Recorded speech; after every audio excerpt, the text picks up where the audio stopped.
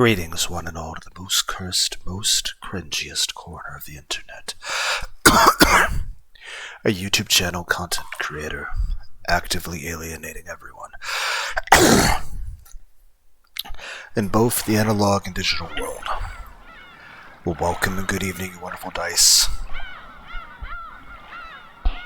Of all alignments, I am Lunar D8.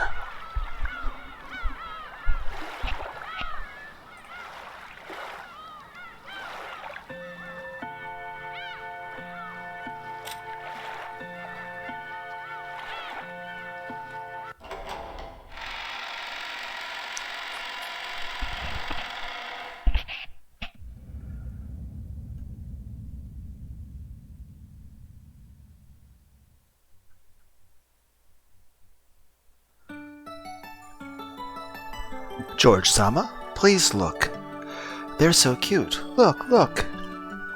Shannon found a pair of hammerhead sharks swimming playfully in the tank.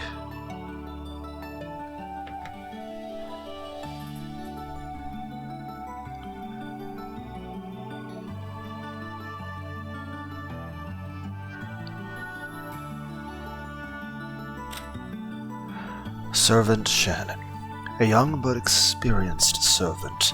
She is normally calm and performs her job efficiently, but she messes up when she gets nervous. Furthermore, Shannon is nothing more than a pseudonym that she uses when on duty, not her real name. Ushiromiya George, Ava and Hideyoshi's son. An affable young man liked by everyone in the family. He is currently studying as an assistant for his father's company, and it seems he dreams of making it on his own one day. As the oldest of the four cousins, he acts as their leader and arbitrator, and looked as excited as a grade schooler seeing an aquarium for the first time.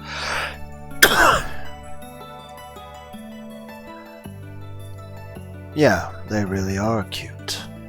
I noticed that it says Tomataki on his shirt.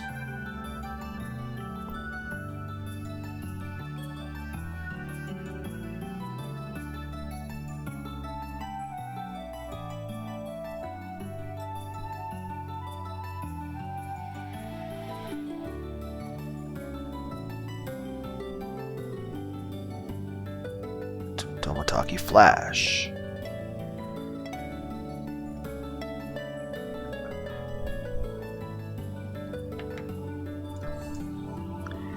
Almost makes me want to eat them. I'd feel sorry for them. Did you know? I hear the Japanese are the only people in the world who go to aquariums and say how delicious everything looks.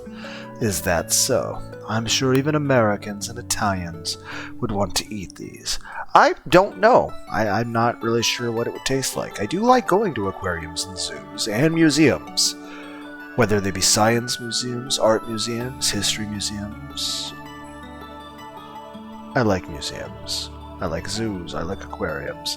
Then again, I am probably a bit of a weird person. I like to go walk on bike trails and hiking trails. Well, usually I'll go to bike trails and just walk on the bike trail. Won't even bring music or anything. I'll just enjoy the sound of like the wind in the trees.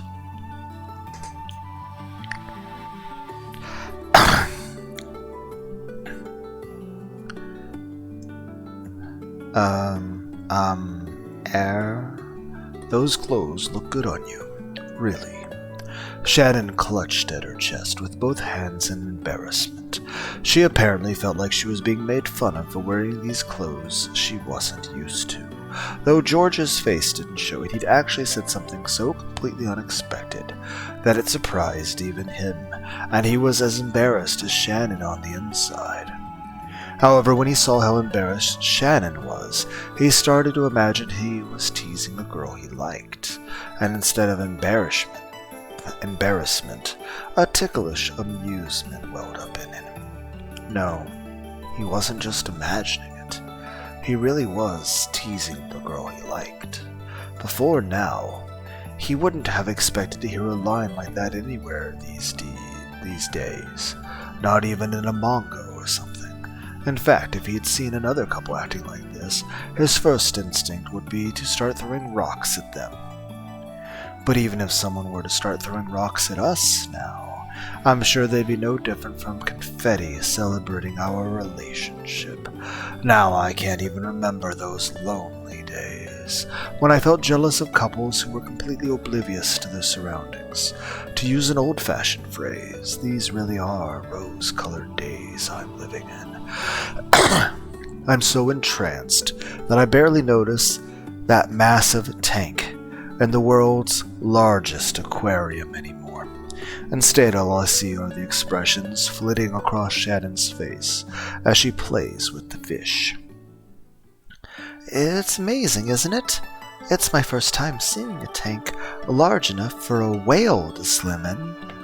That actually is pretty fucking impressive. I mean, you said there were actual sharks in this tank. Must be enormous. I heard this tank is the biggest selling point here, and that it's the biggest in the whole world. Is that so? That's amazing. It's really wonderful. It doesn't even look like a tank at all, more like they sliced off a part of the sea with a knife and brought it here. You're right. I like the music. This really is a little sea. Despite its size, I hadn't thought of the tank as anything more than a tank. That's why I found her metaphor so interesting. No matter how far humans broaden their experiences, they always end up viewing the world through the lens of their own values. Maybe that's why it's so interesting to interact with people who have different worldviews. I voiced my thoughts on this, she responded. True, this may not be the real sea, but if those little guys swimming in there believe it's a sea, then that's what it is. Even though they're inside a finite tank, the sea is finite too. Then again, even if the sea were infinite, how much could we cover in our whole lives? I'm sure it'd be only a minuscule fraction of the sea. You're right, we have yet to even fully explore the ocean that we do have. It's ironic, isn't it? Even though the world is so vast, most of us humans live our lives without ever leaving our own country. Well, doing that is expensive. If the inhabitants of a place believe they're living in a complete world, then even the bottom of a narrow well can be a wonderful world, an entire ocean, at least to the frogs that live there. Shannon, who spent her days as a servant on a small island 10 kilometers in circumference called Rakanjima, said that with a smile.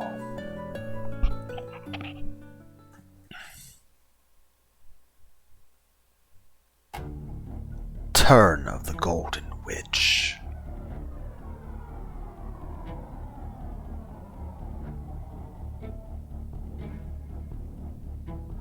Ushiromiya Battler.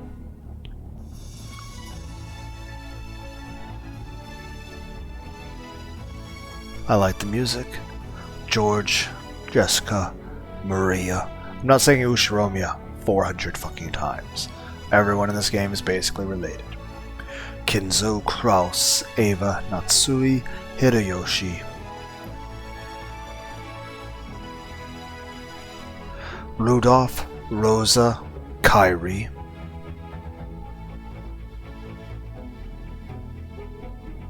What's wrong with that palm tree? Nanjo, Terumasa, Shannon, Goda, Toshiro, Renault, Genji, Kanon, Kumasawa, Beatrice.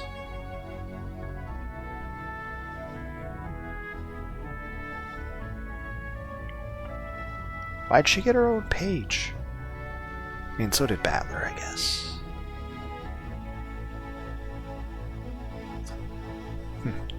We start with the protag and we end with the antagonist. Right here, Ridges.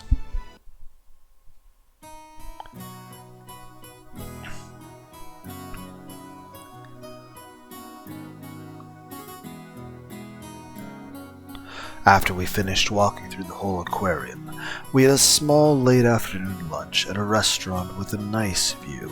The word buffet has the power to make any boy's heart leap. I was like that myself once, but with Shannon beside me, this buffet felt different.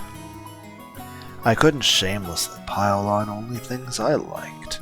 I was, how should I put it, worried about my appearance and feel like it should be chose, a menu suited for a snob. Toast, salad, and coffee. Here's the thing, I will eat what the fuck I want. I mean, I understand I don't want to be gross about it in public to a degree, but here's the thing. Whether it's a friend or a future partner, they should be able to see that side of me eating like a bunch of like barbecue ribs and not be like, ew, Lunar's eating ribs and getting all messy. Whereas, blah, blah, blah, blah, blah. If I'd been by myself, I would have made a pile of oily stuff like yakisoba, mashed potatoes, gratin, and so on. Shannon, is that going to be enough for you? If it is, then I guess we men are animals with really bad fuel efficiency.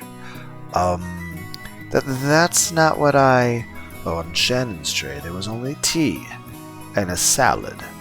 Maybe the mere fact that I thought she was a whole plate short proved I was thinking with a man's stomach. Actually, I should be asking you the same thing. Don't you think men should eat a little bit more than that? I imagine you normally eat much more for lunch, right? Oh right, dang. Come to think of it, you already know how much I eat normally because of the meals I've had at the head family household. That's right. So I was worried you might have an upset stomach today. Shannon was kind enough to guess that I wasn't feeling well. Looks like my stupid attempt to show off made her worry, and apparently my stomach wasn't going to let me show off any longer.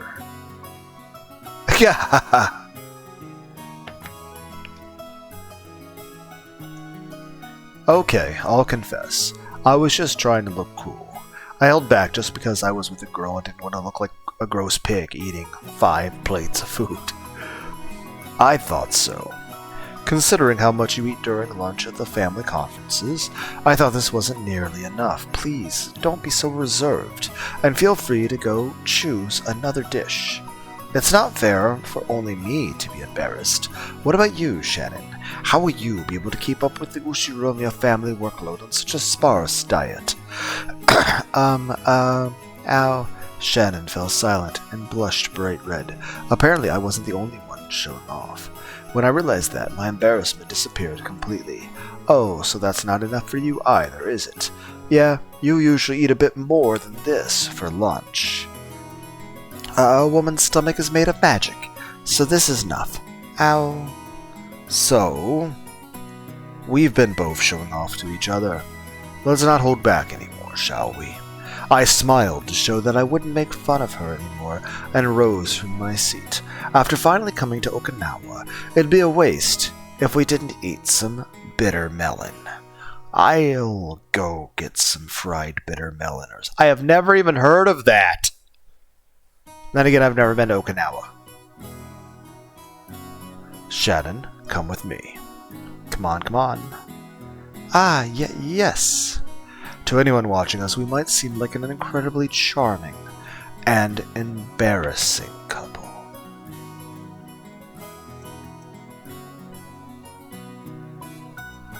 But it's only after becoming a couple that you realize. To us, this exchange of words is everything, our entire world. That's why no matter how much everyone else stares at us with blank expressions, we never notice. Indeed, at this age, I finally understand the feelings of couples who want to endlessly flirt, without any regard for their surroundings.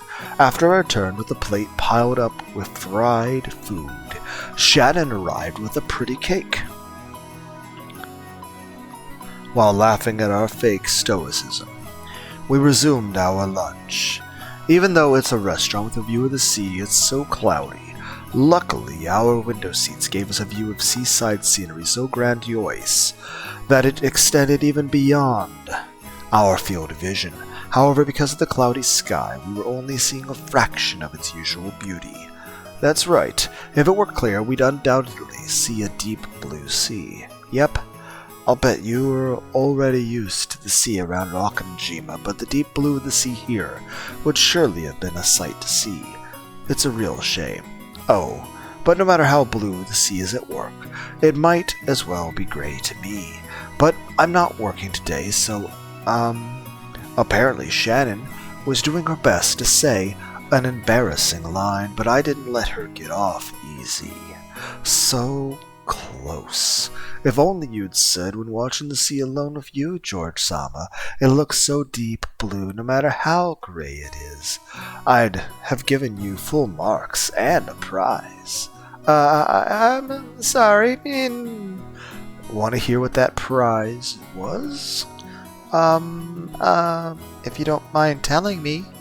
No, I won't tell you. That's not fair. When I was in elementary school, I was always the kid who got bullied.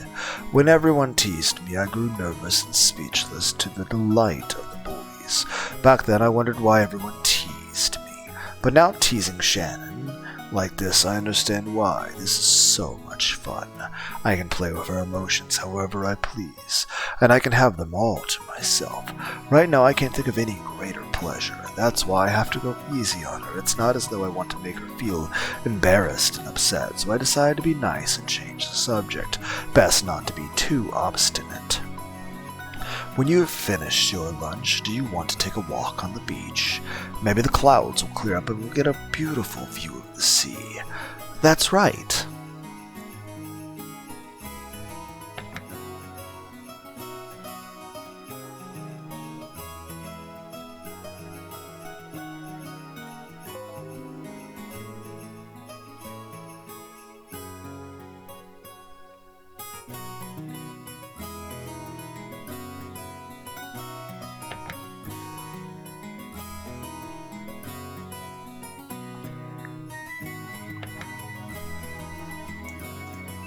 I want to go see it.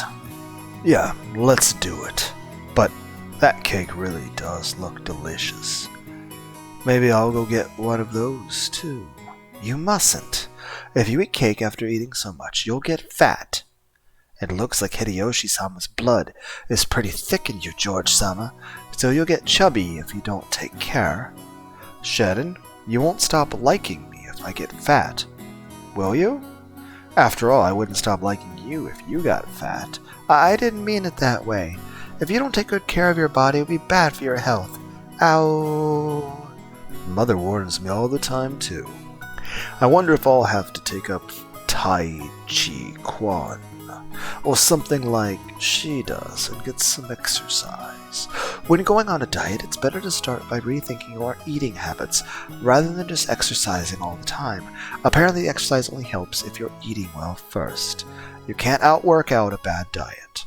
In other words, you're telling me to hold off on the cake, huh? Then I guess I'll just have to gaze at you while you stuff your cheeks with it, Shannon. How about we eat Shannon's cake and stuff her cheeks? How about that? A whole cake is probably too much, but maybe just half of one would be okay? Here, it's really delicious. Shannon cut her own cake and tried to move half to my dessert plate. I had no doubt that she wanted to share the delicious cake's flavor with me. However, I meanly pulled my plate away from her. She blinked in surprise. She couldn't seem to figure out if I was refusing the cake or not. So I winked, opened my mouth, and said, "Ah!" Giggle. So that's what you really wanted. Sheesh, you're such a pampered child, George-sama. Okay. Say, "Ah!"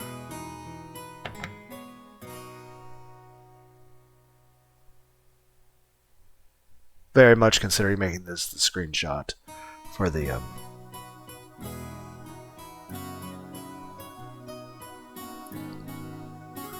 I think she has very pretty eyes. Also very pretty boobs. With a partly embarrassed, partly exasperated face, Shannon offered the cake to me with a fork. Chomp! It tasted like a cheap chocolate cake you might find anywhere, and yet it was exceptional. Because eating cake in such an embarrassing way, as if we were a couple of perfect fools, had been my dream for many years. It made this cake's flavor heavenly. If the earth is destined to end, I wouldn't have any regrets if it happened right now. It was such a moment of bliss. And then everyone died.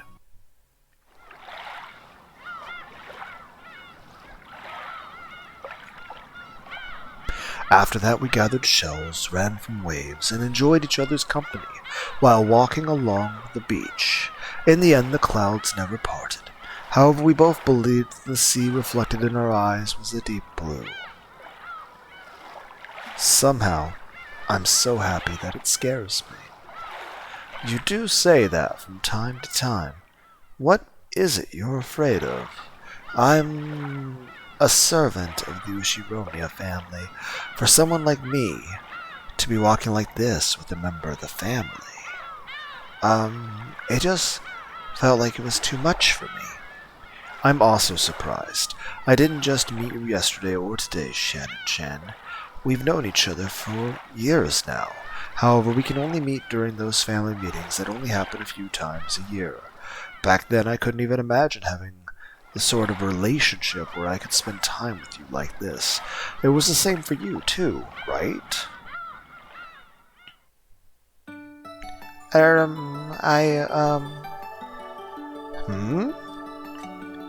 I did imagine it.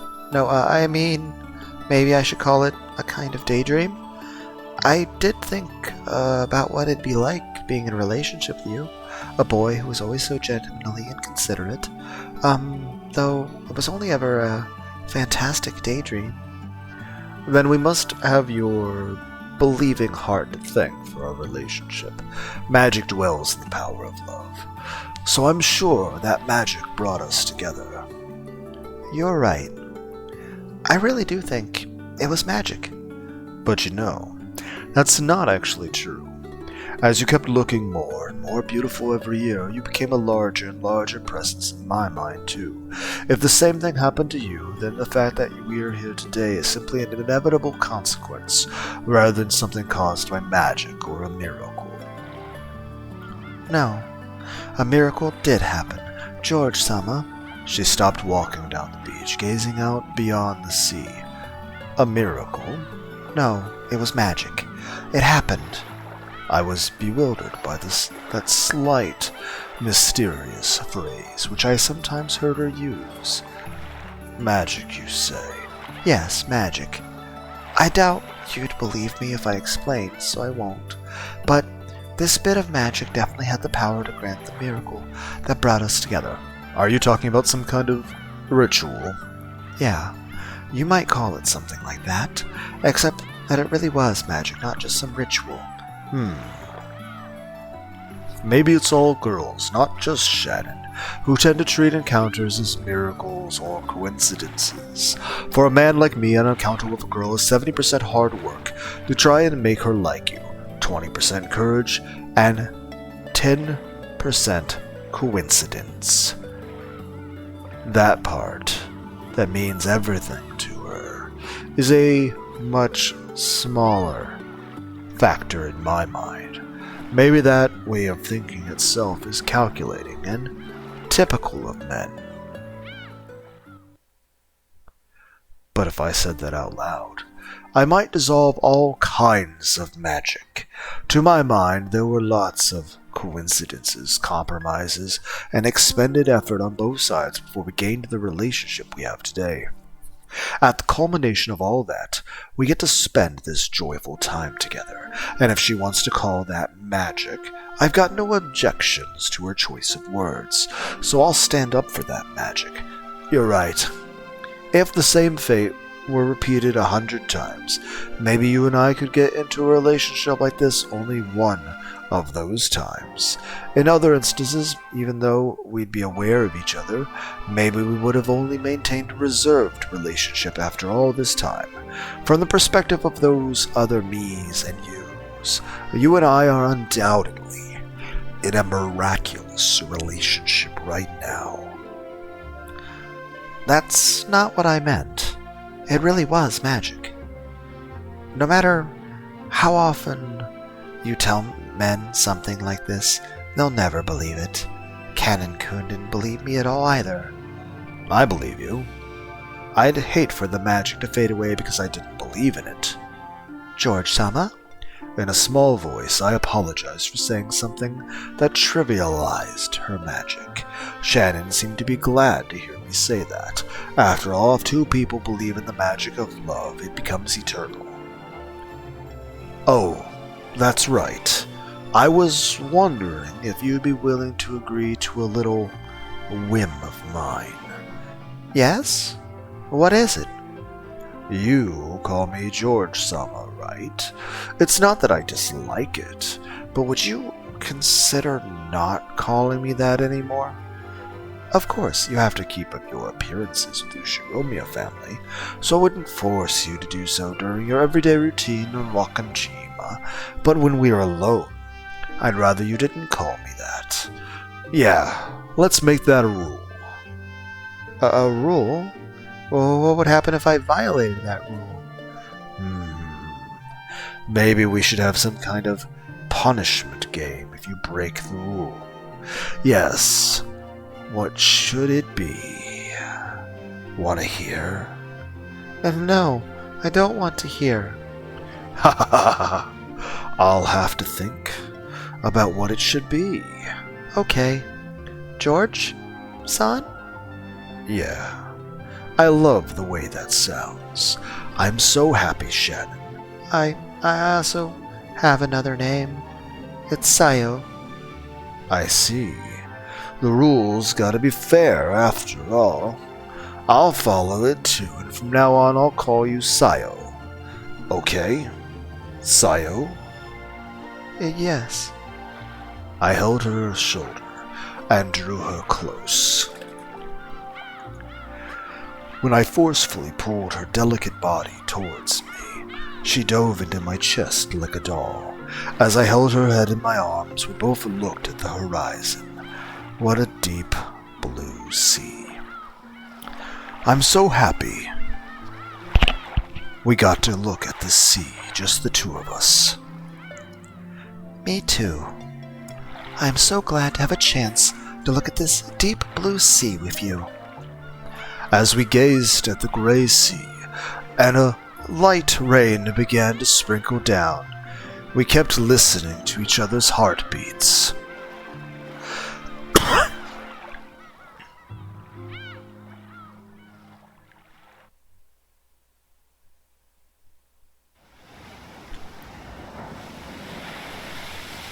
The sound of waves flowing into my ears. No. As the sound of an enraged sea, my body bathed in painfully cold splashes, does not allow me to forget. It won't let me forget the memories of the day. My old fate was broken and smashed. Once, tomorrows were literally like looking into a mirror. All I ever saw was the person I already was. Tomorrow was absolutely no different from today. That was my old fate. But then, for the first time, I saw a different fate beyond the mirror. The witch whispers to me. She tempts me to take a bite out of the fruit of knowledge. She torments me, saying I'll be furniture as long as I stay in God's paradise. So I decided to choose the path of knowing love, and tried to become a person. Those days were like sweet honey, but at the time I didn't realize that they'd be the start of a new kind of suffering. I have arrived at a small island on a motorboat. I've only just learned how to use. No, this can hardly be called a small island. It's little more than a rock jutting out of the water. On this rock is a torii and a small shrine. It was probably built to worship the guardian deity of Rakanjima, Even though I don't know exactly what it signifies, I know it has to be something holy. Even in a place like this, I've got to take just one more look around to see if there's anyone who might get mad at me for coming. I see nothing but the stormy ocean, Nijima looming in the distance, and the waves breaking against Rakanjima's steep cliffside. I ready myself, timidly approaching the small shrine, and take the mirror that lies there as an offering. The mirror looks old, cloudy, and dirty. That would probably make any normal mirror seem horribly cheap. However, since the mirror has been placed in this small shrine, its appearance seems to give some sort of divine quality to it. And there's one thing I can tell. This is no simple mirror. It may seem like an old, battered mirror to a non-believer like myself, but it has great significance. Is it really okay to break this after being captivated by honeyed words? No. This isn't really a mirror. This is the life I couldn't escape until today. My fate. I'll break it. I'll smash it and seize the life that lies beyond this mirror. If I don't smash it, my life will be a pair of facing mirrors forever. Nothing will ever change in the slightest. The witch whispers to me. She tempts me to take a bite of the fruit of knowledge. Or maybe I've already tasted of that fruit. After all, I've already experienced those maddening emotions. Just as Adam and Eve felt compelled to pluck their fig leaves, I can no longer go on without breaking this mirror. I have struggled with conflicting emotions for many days before this moment. Inside my heart, the virtuous part of me kept on fighting the part that sides with the witch. And now here I am. Did the part of me that's here right now win or lose? There's only one thing I know. To obtain something, you must be ready to lose something. Cowards who don't risk anything, who never try to change anything, will never be given the key that opens the path to a new future. That key is already in my hands, and that key is to break this, to smash it. Is there any other effort I can make as furniture imprisoned in Rakanjima? No. This is the only way for me. Come, have courage. I'll free myself from being mere furniture, and by accepting a new kind of suffering, I'll become human. This is surely a small yet large trial I must impose on myself. Come on, smash it. I'll smash it to pieces, the eternally unchanging fate that imprisons me. I'll raise the mirror high. I think back on the days of conflict that came before, and, finishing my reflections in the blink of an eye, I throw it down.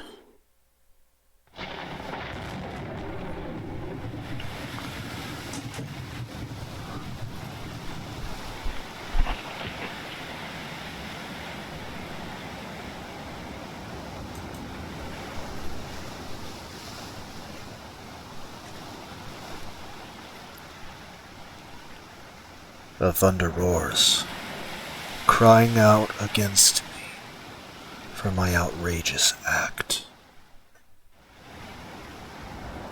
It truly is the hatred of angels, trying to banish me from eternal paradise. I look down at the mirror, tumbling at my feet, broken in 2 equal parts. And after making sure I've accomplished my task, I scream up at the raging skies. I've kept my promise. Now, it's your turn to keep yours, right? Thunder roars once more. I've already been banished from paradise, so I'll have to struggle on my own if I want to live.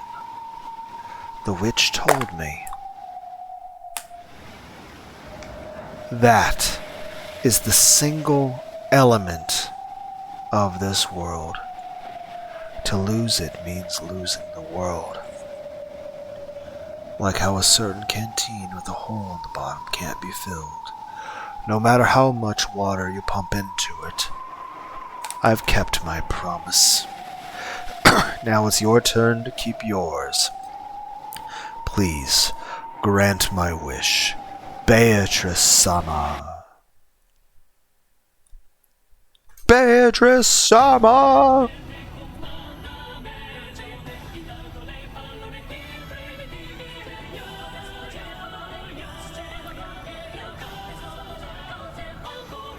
There's a poisonous nut that you cannot eat that's in America called a buckeye, but there is a candy that is a chocolate peanut butter confection that's also called a buckeye. It's delicious. You should try it. I'm eating one right now.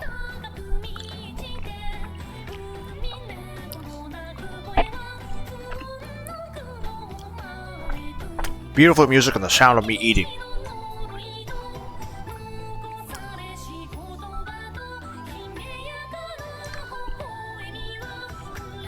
I'll wait to eat the rest of those after I end the video.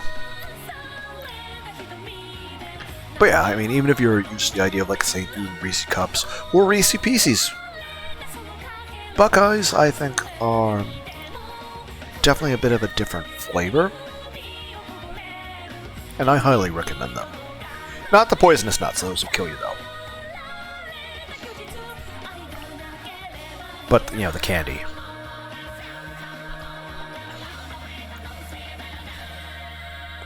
Welcome to Rockinjima,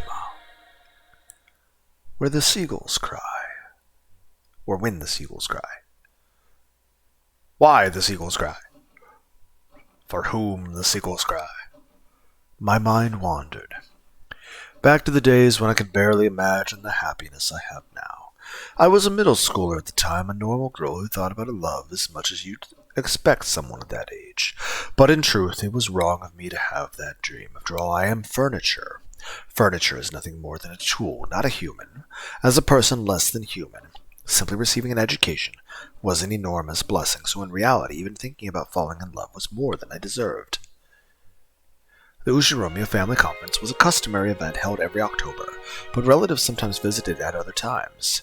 Of course, they didn't come just to drink tea. On this day, Ava's family was visiting, the head family on Rockinjima.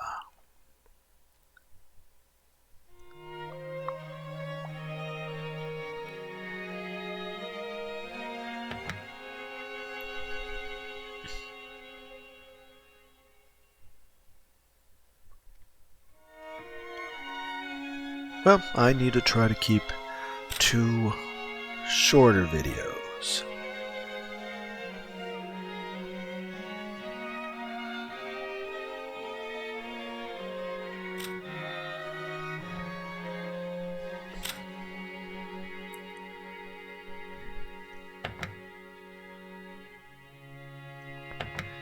Let's actually give this a proper read through. Ushiromiya Kinzo, the aged head of the Ushiromiya family. Even though it has already been announced that he has just a few months to live, he is brimming with energy. Though he amassed a vast fortune in the past, he never made any announcements regarding the inheritance, which worries his children. He is strongly influenced by the West and is a rabid fan of the occult. His study is packed with mysterious grimoires. Kraus, Kinzo's first child. As the oldest of the 4 siblings, he leads the family conference. However, the other siblings think he is trying to get all of the inheritance for himself, and this further strains the tensions between them. He is a real estate investor and has put a lot of money into the development of a resort. However, his results have been harshly criticized. Ushiromiya Natsui, Kraus's wife. She manages the household of the Ushiromiya head family in place of her husband. who takes little interest in such matters. She was in charge of all preparations and arrangements for this family conference. She possesses a strong sense of responsibility and a great deal of pride. However, neither her husband nor her siblings understand her very well, so her position is far from enviable. Jessica, Krause Natsui's daughter.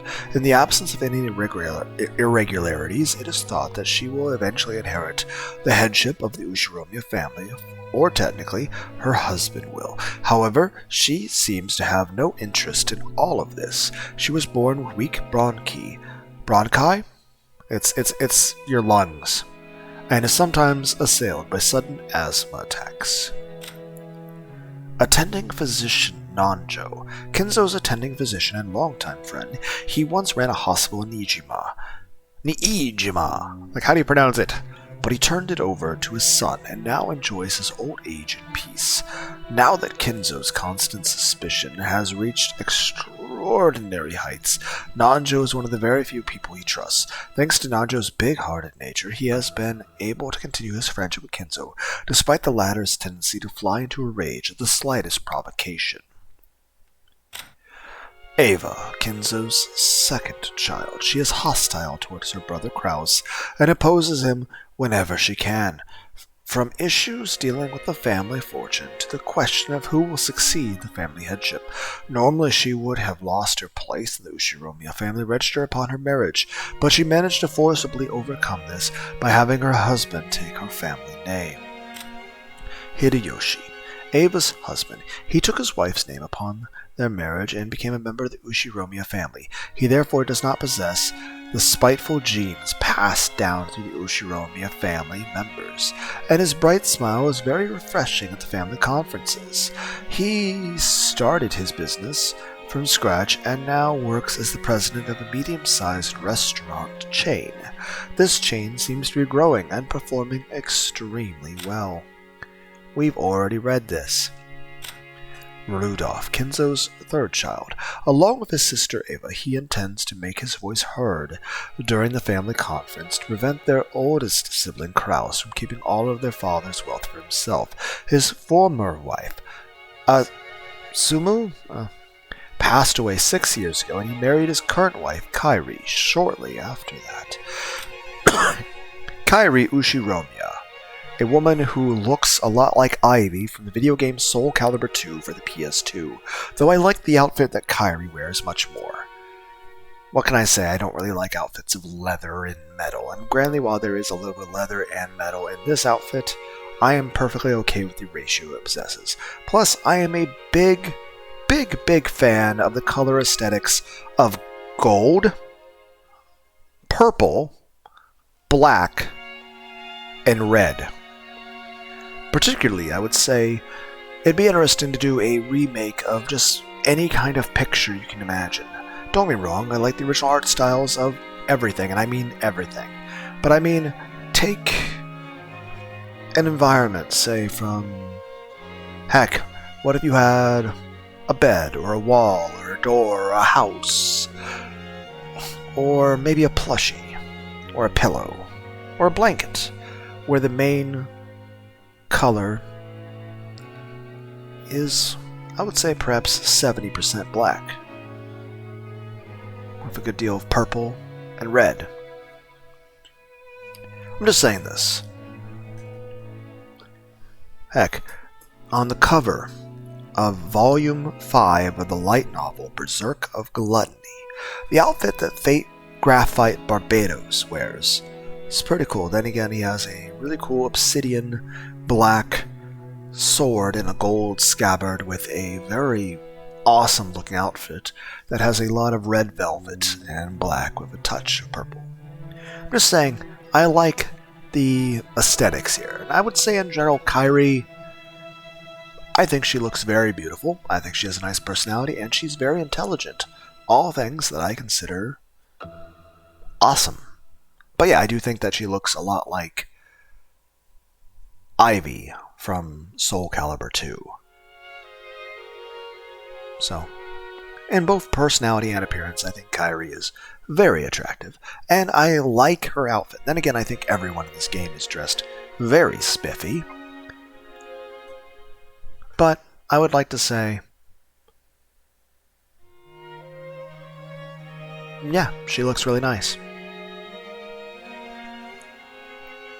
Rudolph's second wife, and apparently Lunar D8's type. Granted, I like lots of different people and types, but I would say if I had to pick one, definitely I like Kyrie's personality, intelligence, and appearance. Though if I had to describe my personality, I would say my personality is a mix. I am the Dragon Ball Z fusion of Battler and Maria. Then again, I could also describe my personality as a Dragon Ball Z fusion of Astolfo and Jack Hanma. Heck, I've given a list of 11 fusions before in multiple other videos. If you're interested in hearing those, ask in the comments and I'll respond to your comment with that. But yeah, we should actually read things. Rudolph's second wife. She had already worked alongside him for some time before the death of his first wife, at which time she openly took the position of his wife. She has served as Rudolph's right hand in several shady pieces of business, guiding them to success. She is quick thinking and well trusted by her husband. The son of Rudolph and his first wife, Asumu. When his father married his second wife shortly after Azuma's death, Battler rebelled and went to live with his grandparents on his mother's side. However, both of these grandparents passed away, and he has now returned to the Ushiromiya family after 6 years. This family conference is a chance for him to renew his friendship with his cousins after a 6-year gap. Genji, the leader of the servants who work for the Ushiromiya family. He has served Kinzo longer than any other, and is the person most trusted by that old man. Since he serves Kinzo directly, Krause and Natsui think of him as being a spy for Kinzo. Rosa. She is by far the youngest of the 4 siblings. It seems that this gives her a weaker position as the family conference. She manages a design company, but she has yet to start taking it seriously, and its financial situation is far from favorable. Maria, Rose's daughter. Her father's identity is unknown. She can't shake off the habit of speaking like a young child, which often earns her a scolding.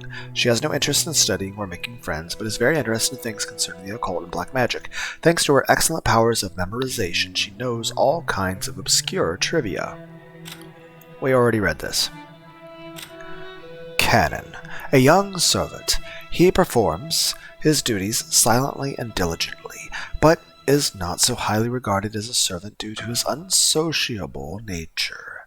There are multiple other servants with the on character in their pseudonyms. He and Shannon just happen to be the ones on duty that day. Goda, a servant hired as a cook. He hasn't served his family long, but through his earlier jobs and previous experience, he has cultivated a talent for entertaining guests. Because of this, he is very highly regarded as a servant. This elderly woman is a part-timer who, though she has quit her job several times along the way, has served the family for a great many years in total. She is crafty and more than competent when it comes to performing her duties, but because of her chattiness and love of rumors, she is not highly regarded as a servant. The 3 members of Krause's family and the 3 members of Ava's family had gathered in the parlor and were having a friendly chat about recent events. Genji had supposedly told Kinzo of Ava's family's arrival, but he still hadn't come down. He was probably immersed in his research and couldn't spare the time. This often happened, so the others waited patiently for their fickle father to arrive. Oh, how promising. Make sure you work hard on your father, building the skills you'll need if you want to lend him a hand soon. Thank you very much. I've learned countless precious things from the many experienced people Father has introduced me to, and these were all the things I could never have learned in school. When you're in school, it's not math and language you're learning. What they're really teaching you is the right outlook and attitude for learning more. Basic critical thinking. I don't know, I feel like schools nowadays probably fail in that regard. Once you've gotten that base, you can finally start a long period of study that'll last your entire life. People who don't get this end up spending their whole lives as fools, who never learn. Just getting full marks in math and language won't do you any good at your company. Indeed, that is exactly right. Hideyoshi-san, your style of education never fails to impress. George isn't quite a full man yet. He'd better always keep that in mind and embrace his studies. Stop it, dear. George is always giving it his all, right? Truly admirable. I wish our Jessica would learn from him. Sheesh. Are you still holding a grudge about that test score? I'm studying for tests the best I don't even know what that fucking accent is. It's just what, at least don't say it here. Pissing me off. Once people started praising George for his diligence, the conversation usually turned to Jessica, who hated studying. Jessica made an openly displeased face, as though she had known this would happen.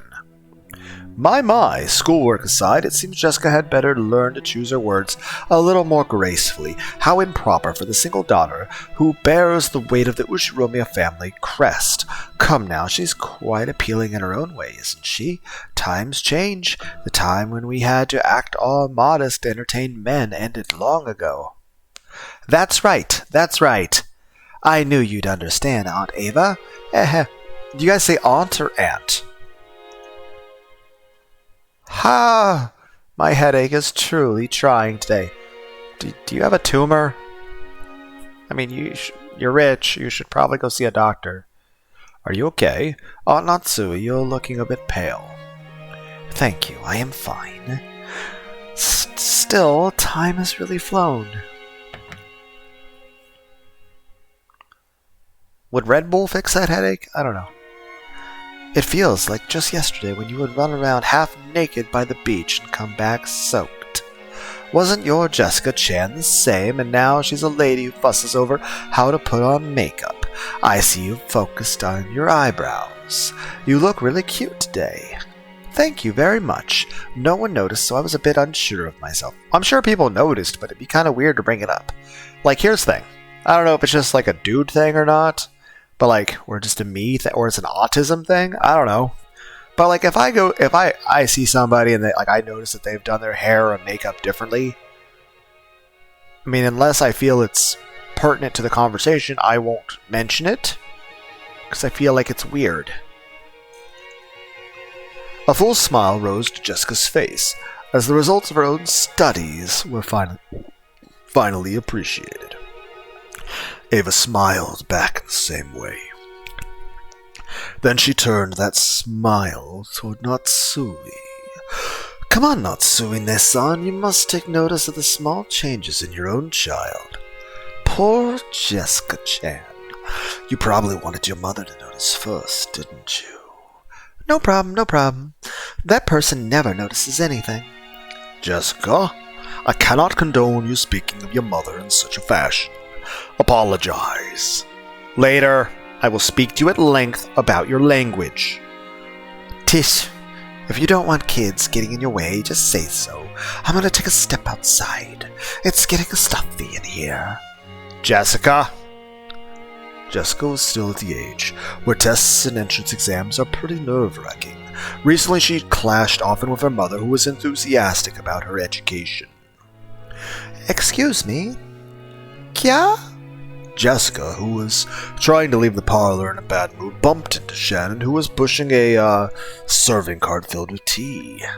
Ah, Shannon, no need to worry about my tea. I'm gonna go wander around the garden. My lady? Shannon, the tea is getting cold. Serve it quickly! My apologies. Shannon hadn't actually done anything wrong, but Natsui, who felt like something shameful to herself, had been shown, lashed out at her emotionally. This was something that often happened in the Ushiromiya family, but it seemed Shannon wasn't strong-willed enough to just accept it and move on. She shrank back and cowered while serving the tea. She had the unfortunate habit of making more mistakes when she cowered. I mean, I feel the same way on that. Like, I feel like if I'm nervous or emotionally bothered, I'm less coordinated. I mean, I feel like I feel like other people probably agree with me on that. Her pitiful appearance ruined the peaceful atmosphere that had existed a moment ago. So then they had to start beating her. It wasn't really Shannon's fault, but she thought she might be the source and felt a pressure on her chest. Her shaking fingers made the utensils clang, and you couldn't have called it graceful, not even just to be polite. The more pitiful she appeared, the greater the silence grew. The more irritated Natsui looked, and the more Shannon cowered. Oh no, the person's having more of an emotional reaction to being mistreated. Oh no, the persons that you yelled at and made them feel upset, yelling at them more didn't make it better? Shannon's thin neck felt like it was being suffocated and choked by the reaper known as stress. At that time, George spoke brightly, blowing away that stiff atmosphere. This smells nice. What kind of black tea is it? This is... No, don't say it. I'll guess. It's a very distinctive smell, so I probably know it. Is it Earl Grey? I think probably is. Yeah, I'll bet it's Earl Grey. I actually like Earl Grey quite a bit myself, too. When you get back to the kitchen, check the tin. Oh, George Coon, you know a lot about black tea, don't you? Everyone's like, stop trying to voice act Lunar. It's awful. It's awful. Our ears are bleeding, Lunar. Stop it. I don't know if I became like fucking Ace Ventura or something. I don't know. In one video, I became Kermit the Frog. One of the company presidents who looked after me was very knowledgeable about black tea. I managed to pick up a little while listening to him discuss the subject. Oh yeah, the president of Okanogi Foods. Yup, that sort of trivia is that guy's specialty. The names of black teas often refer to places they're made, right? So, did this come from a place with that name? From what I've heard, there was a person called Earl Grey in England long ago, and it was named after him. Furthermore, this distinctive smell doesn't come from tea leaves, but from a fruit called bergamot, which is a relative of the mandarin orange. Is that so? I never knew that.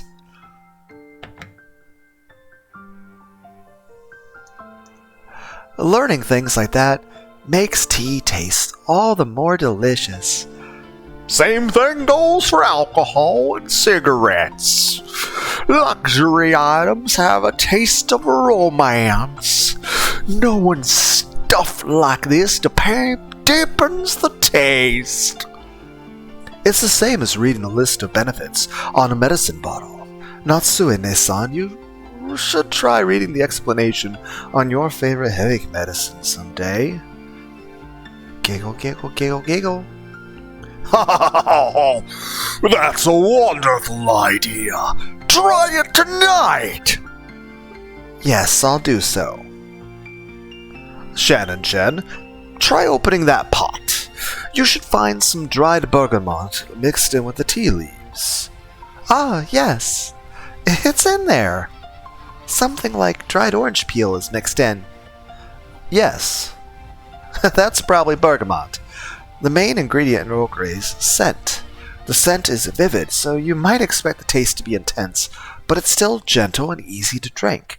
If you make it with milk, the scent should become more mild, which works great. If there's anything left in the pot after you've poured it for everyone, you really should try drinking it with the milk.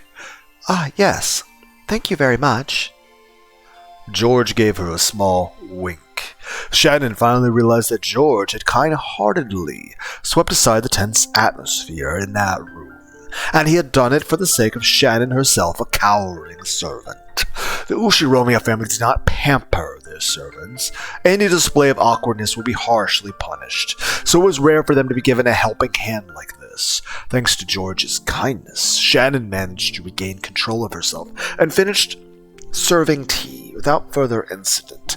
As long as she stayed calm, she could carry out her work elegantly and flawlessly. By the time the black tea was laid out on the table, and its elegant scent filled the room, the atmosphere had completely returned to its former peaceful mood, and everyone praised George's knowledge. Shannon wanted to thank him for saving her, but it didn't look like she would get the chance, so she decided to at least thank him inside her heart, praying to God that George would hear her as she pushed the serving cart away.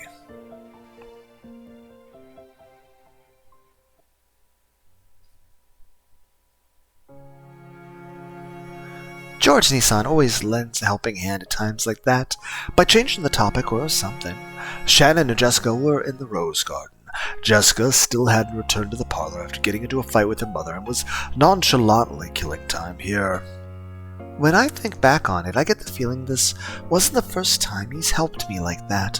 Whenever I made a careless mistake and George was around, I'm pretty sure he'd always naturally smooth things over and restore harmony. Maybe it wasn't something as direct as picking up a fork that had been dropped, but that was his way of caring. Even servants have the pride. They want to fix their own mistakes by themselves, and if a guest lends them a hand, they'll lose face. He's really good at reading between the lines when stuff like that happens. Well, I guess it's kind of like an art to him. That guy's more of a show-off than he looks. Ha ha ha ha ha. That's not true. I think he's a really wonderful person. Shannon, you haven't fallen in love with George Nissan, have you? For once, Shannon had disagreed with Jessica in a slightly forceful tone, which immediately caught Jessica's attention. No, that's not it, I think. Come to think of it, I've hardly heard any stories about George Nissan in love. I think I remember hearing him say that the family-oriented girls were his type, didn't I? Sweet, that fits you perfectly, Shannon. It does? How could I? I'm suitable for such a thing. Not suitable? Like hell you aren't. You've known him for so long, you're practically a childhood friend. They say that when you start from a natural relationship where you don't think of other as a member of the opposite sex, things start to move pretty fast once you finally start thinking about it. I don't know, maybe I'm a bit old-fashioned myself, maybe a hopeless romantic, maybe an idealist. But I'm the kind of person that, if I were to be in a relationship with someone, I want it to be someone that I actually, have a friendship with and actually care about as a person. I want someone like companionship with someone I love and trust and who cares about me, and also someone I find attractive, who finds me attractive, and also lots and lots of sex. But I also just would like to be able to I haven't played my Magic the Gathering decks in forever. Then again, I'd be the only person like, hey, I'm going to date someone who's like, hey, you know what? You want to play Magic the Gathering or video games together or watch anime together? Then again, I like to say when it comes to all those things, or even having someone walk on a bike trail with you, every relationship I have has been a disappointment in those regards. But oh well. Life is rarely meeting the expectations of dreams, fantasy, hope. Do any of you out there still have hope? I'm not sure I do. There's no doubt.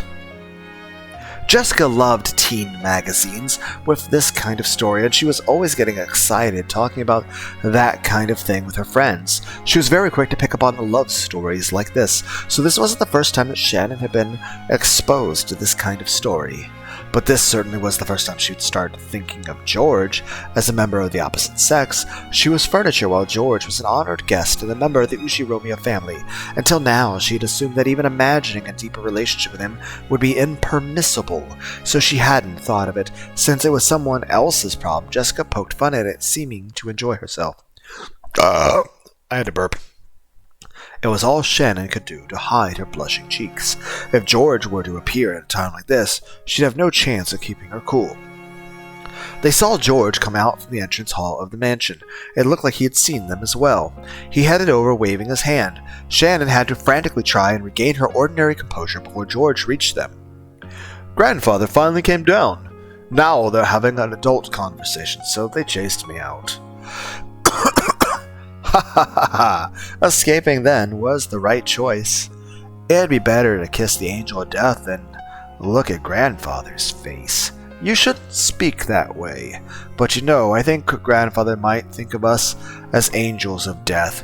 After all, we came here to talk about borrowing money for business reasons.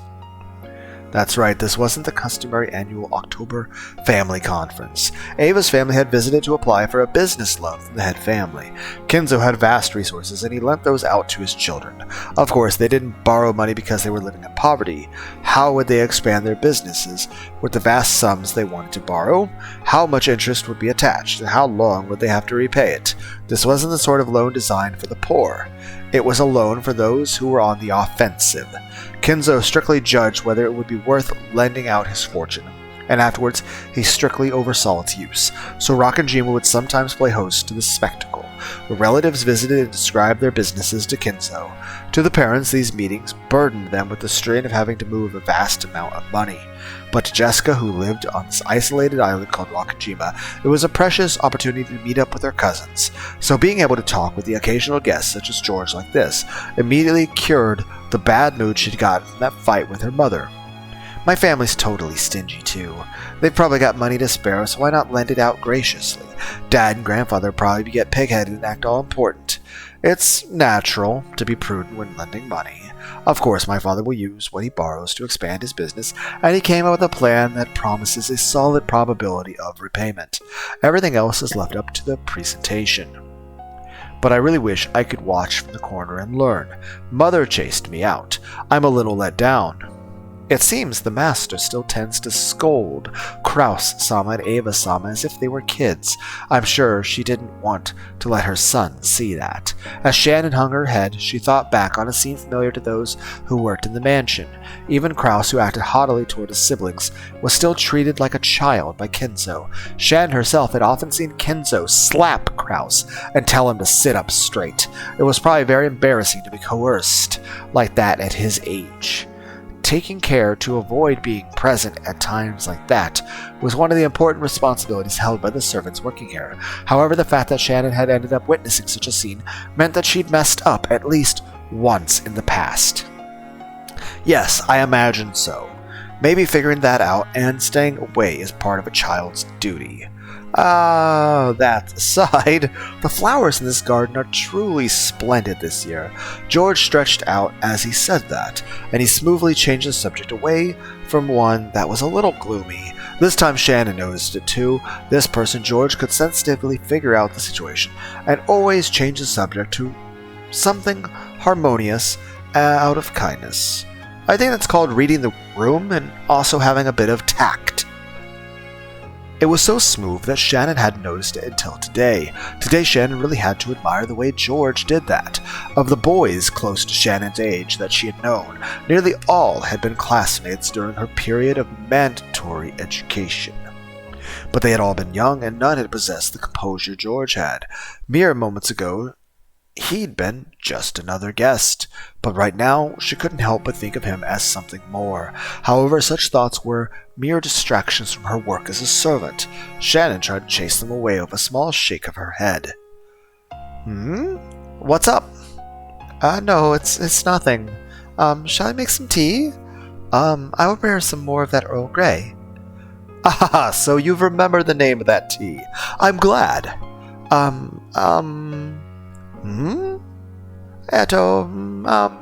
Thank you for your concern back there. Shannon was finally able to put her gratitude into words. If you wrote it out, it wouldn't be very long, but Shannon had needed a little spark of courage to say it out loud. But George played dumb. What do you mean? I don't remember doing anything I should be thanked for. It seemed to be playing the gentleman in his own way, letting her know he wasn't doing it out of a desire for gratitude. George's response seemed to be more or less exactly what Jessica had predicted. She couldn't help but burst out laughing. See? Isn't he a bit of a show-off at times like this? No, that's not. Jessica poked fun at Shannon, and the latter remained silent, red-faced. George didn't know the details, but he naturally joined in, laughing the same way. The three of them lazily walked around the garden, catching up on recent events. George, the oldest cousin, talked about his life experiences. Jessica talked about the recent life on Rockanjima, and Shannon talked about her recent work. They kept going on about these trivial things, even when Shannon heard the others talk about deeply interesting things. She never felt any particular interest in the actual content of their stories. She was nothing more than a servant, and she had no intention of delving into her master's lives. She simply wanted them to enjoy their time speaking with her, and would only pretend to listen intently and nod at the right moments. But for some reason, the things George talked about today seemed to catch her interest powerfully. Even things she'd normally ignore felt like they had contained a trace of kindness behind the words. For some reason, she wanted to know more things about George, no matter how trivial. So she stared fixedly at him. She thought that as far as looks went, this Ushiromia George was probably about average and didn't stick out in any particular way, but he was diligent, serious, and had a deep prudence which allowed him to understand people's hearts and show concern. But she'd never noticed these things before now. She may not have met him many times, but she'd known his face for many years. Even so, she hadn't noticed once until now. Shannon, embarrassed by her own obliviousness, blushed.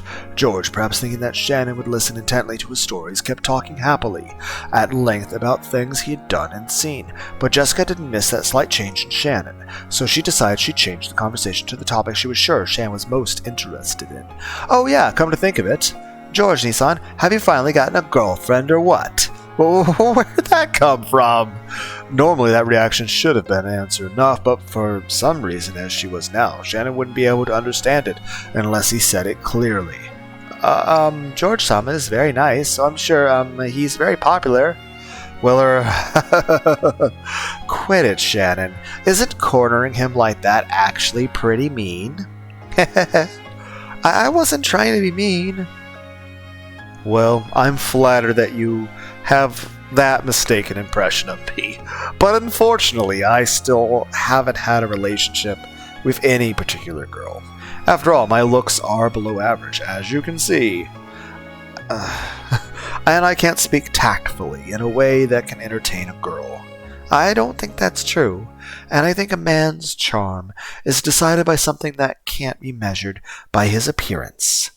That's why, I think you might be considered a very attractive man, George-sama. Shannon was being uncharacteristically verbose. She hardly ever spoke at such length. George seemed fairly pleased to hear someone applaud his charm like this, but he was just a little surprised at this sudden high praise. Jessica now, sure, her guess was spot on, appeared to be barely holding back laughter. You know, I don't think I've ever met anyone in my entire life that actually thought I was attractive. And every time anyone who's ever actually complimented me eventually told me they had been lying. This includes every date, every girlfriend, and even my ex-wife. So I'm pretty sure I've never met anyone who actually thought I was attractive. And legitimately thought I was actually attractive. But I have had people that at least said they thought I was attractive, and then later told me they had been lying about saying that. And regardless if that itself was a lie or not, I don't know, but it does not change the effect of not being a pleasant thing to hear. You know, reality. Then again, I own a mirror, so yeah.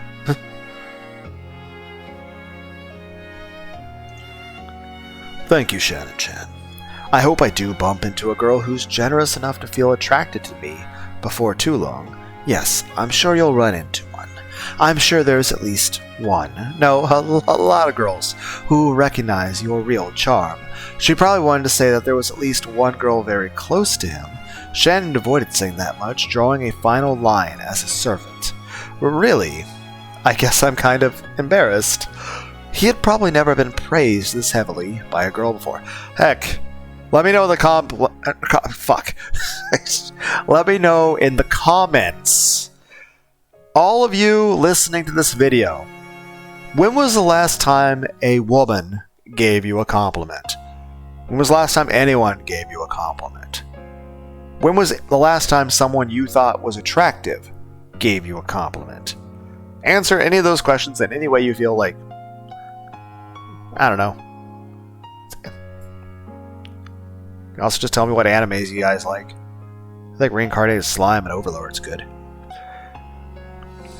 But yeah, let me know when the last time you guys were praised or, given compliments or told that you were attractive or are valued. Or heck, when was the last time you got a hug? Because I don't remember what a hug feels like. So, meh. George's face turned just as bright red as Shannon's. As she watched the two of them, Jessica giggled sadistically. Well, I'm sure you'll eventually bump into a wonderful partner, George Nissan, but I doubt you'll be able to properly escort your partner as you are now, right? It looks like you're diligent, but you've completely abandoned your study of that. So sorry about that. I'll start studying that bit by bit. And how do you plan to do that all by yourself? Are you going to watch romance movies or something? Or are you going to learn from Uncle Hideyoshi? Tish. Well, you're acting pretty triumphant. Men are no match for girls when it comes to this sort of thing. Normally, when George and Jessica got together, their parents would say George is diligent and admirable and Jessica's lazy and rude. So it was probably unbearable fun for Jessica to have their roles finally reversed. George realized this as well, so he resigned himself to being the one getting teased for once. So George, Nissan, as long as you're okay with it, why not practice a bit with Shannon? It'll be your job to keep Shannon entertained all day long on a date. What do you think? What are you, milady? When she heard Jessica's audacious plan, Shannon's face turned bright red with a poof, and a donut of smoke started to rise from her head. That's a very tempting plan, but I wouldn't want to burden Shannon-chan. It'd just end up wasting one of her precious days off, wouldn't it? I'd be butting in on that sacred time that she should be spending alone with someone she really likes. I couldn't do something so boorish. I also, I don't have a person I have feelings for or anything, so there's no need to hold back for my sake. Shannon's blood had all rushed to her head, and it looked like even she didn't know what she was babbling about. Jessica knew how Shannon normally was, seemed to be finding this hilarious. She couldn't hide her cackling laughter anymore. Is that true? I can't believe a cute girl like you would be single, Shannon. I'm a servant, so of course I don't have any relationships with boys. Which means that if Shannon ever wants a chance at getting herself a wonderful guy, she needs to practice with relationships too. So you both want the same thing. Sweet. That'll be perfect. Jessica irresponsibly cheered the two of them on. By now, even George was hanging his head and turning red. George, I have been calling you for a while now. Didn't you hear me? When Ava appeared in what was already an embarrassing situation, both of them got even more flustered. Jessica watched and laughed loudly. Mother, sorry, I was so engrossed in our conversation. I didn't notice. Oh, Ava-sama, you have my deepest apologies. It looks like you young kids are getting really fired up together. You're all about that age. Oh, I know how kids your age can talk about that sort of thing forever. Giggle, giggle, giggle. Oh, come on, you're still young yourself, Aunt Ava. Please, tell us how you and Uncle Hideyoshi met. Oh my, there's no way I could say that. Giggle, giggle, giggle. You all really are so young. Giggle, giggle, giggle. So what is it, Mother? You called because you wanted something, right? Your father and the rest have finished talking. We're going to talk to Grandfather about you. So come on. About me? What could that be? The same thing you were all talking about just now. You know what I mean, right? Oh. That isn't really something we need to talk to Grandfather about, right? What's going on? Wait, Georgie-san, are you getting married? Congratulations? No. Didn't I just say I didn't have a particular woman I was interested in? That isn't something to brag about, is it? Good grief. Ava smiled bitterly, looking a little exasperated. Oh, I get it. George Nason, it's one of those, right? Oh, how do you say that? Um, I don't know how to say that word.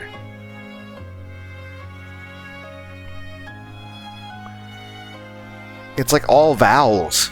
There's like a letter M. A marriage meeting? Marriage meeting, you say? Well, yeah. Ha ha ha. Surely, as a man, George wanted to find a partner by himself and bring her home with him. So it seemed he thought it'd be a bit pathetic to meet his partner for the first time in a marriage meeting arranged by his parents. Shouldn't marriage meetings be done at a more mature age? I still don't feel like I've become a full-fledged adult. Of course, we have no desire to rush into an immediate engagement or marriage, right? There is nothing wrong with deepening your friendship first and then having her move to our family register after you've gotten older and settled down. Judging by Ava's forceful attitude and George's non-committal one, the others could catch a glimpse of the story behind this marriage meeting. They didn't know who George was supposed to be meeting, but it was surely someone who would profit Ava's family in a business sense. The very fact that they'd be satisfied with a mere engagement to deepen the relationship between the two families rather than an immediate marriage made it feel almost like a political maneuver. You see, marriage isn't something you should enter into only after you start liking someone. You marry first, and then you adjust. If you marry based purely on emotions, you'll end up regretting it. There's certainly nothing wrong with choosing a person with a secure background for your partner in life, and then developing your affection later. Aunt Ava, isn't that kind of rude to Uncle Hideyoshi? I love that man. I want to always be with him and to live my life by his side. Ava-sama, that's wonderful. Truly splendid. Thank you! But we built up those feelings while we were husband and wife, you see, and I believe that in the future we will be much, much closer than we are now. I think that's what's best for a married couple. Still, I don't think you can use that to argue that it's okay to marry someone you don't even like. But it also doesn't mean that it's okay to marry anyone as long as you like them. It only takes an instant to get married, but your life as a married couple will last a long, long time after that. So you should search with prudence and avoid making decisions based on momentary emotions. Don't you think a matter like this would be better handled by us, rather than a person lacking in life experience such as yourself? That may be true, but I'm proud of you, my only son. You've grown magnificently, and I'm sure you'll do us proud no matter where you go. And now that Battler-kun has left the family register, you are father's only male grandchild carrying his blood. We must prudently choose a fitting partner for you. As everyone related to the Ushiromi family knew, Ava adored George immensely, but that didn't mean she had pampered him. She had been strict with him and had raised him into a wonderful boy who wouldn't betray her expectations. That was why she treasured him so. Your partner certainly won't be selected based on your parents' profit and loss. I'll bring you a suitable and truly wonderful woman. At this moment, your immaturity might make this seem unpleasant to you. But if you're going to take my advice on anything, listen to me now. Have I ever failed to act in your best interest? No, you haven't. That's enough for now. So, let's go. We're keeping Father waiting. Hurry to the mansion. Well, sorry, you two. See you later. George bowed to the two of them, and after bowing once more to Shannon, he dashed off to the mansion. I'll be going with him. Forgive me for interrupting such an entertaining conversation. Jessica-san, Shannon-chan. No. Please don't worry about it. Come on, Shannon. Let's go. Yes. It's okay. I'm sure you'll meet someone wonderful soon, too, Jessica-chan. A wonderful person suitable for you. So, if he's at the same level as me, haha, you mean a guy with shit grades? That kinda pisses me off, haha. And of course you too, Shannon-chan. I'm sure that a wonderful man suitable for you will appear. Yes, thank you very much. As Ava giggled and smiled, she approached Shannon-chan's ear with a hand over her mouth as though she was trying to tell her a secret. Huh?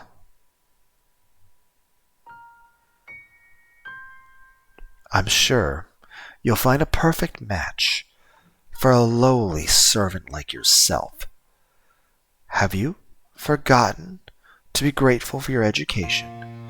Know your place. That's not what I meant.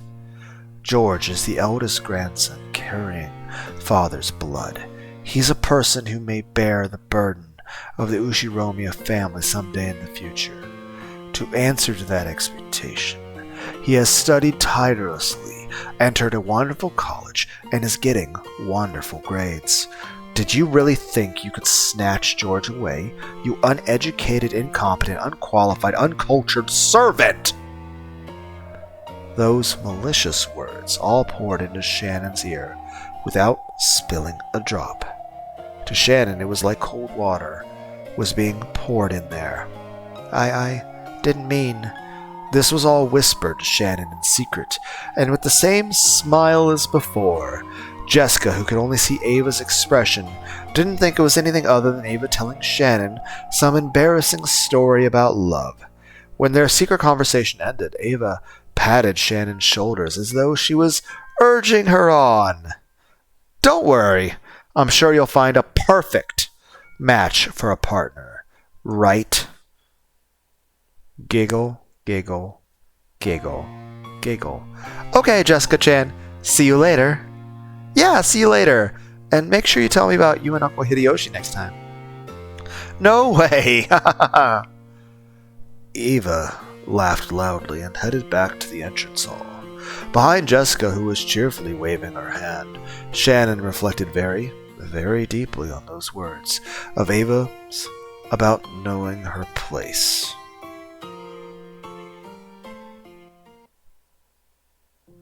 It's time for me to take a serious look at how full of myself I've been acting. I forgot I'm furniture. Furniture isn't human. So, I am a being who must feel gratitude for even being treated like a human, and I am not permitted to wish for anything more. People sometimes develop affection for furniture they're used to using, but that is an emotion on the human's side, and the furniture has no right to hope for such a thing. It's enough that furniture serves with simple honesty day after day. That feeling I got when talking to George-sama and Jessica-sama is the same as a forbidden drug to me. In other words, it may be an emotion I must never experience. Shannon! You had your head in the clouds for some time now. Do you not feel well? No. My apologies. Natsui's words were right on the mark. Even Shannon couldn't believe that she hadn't noticed Natsui until she had called. Normally it was essential that she focus on her cleaning at this time of day, but she had spent all her time sighing and hardly making any progress. Even when there aren't any guests around, you must always be alert. Behavior like this is shameful for an Ushiromiya family servant. Yes, ma'am. I will take care from now on. The head and my husband will return very soon. Have you finished cleaning the study?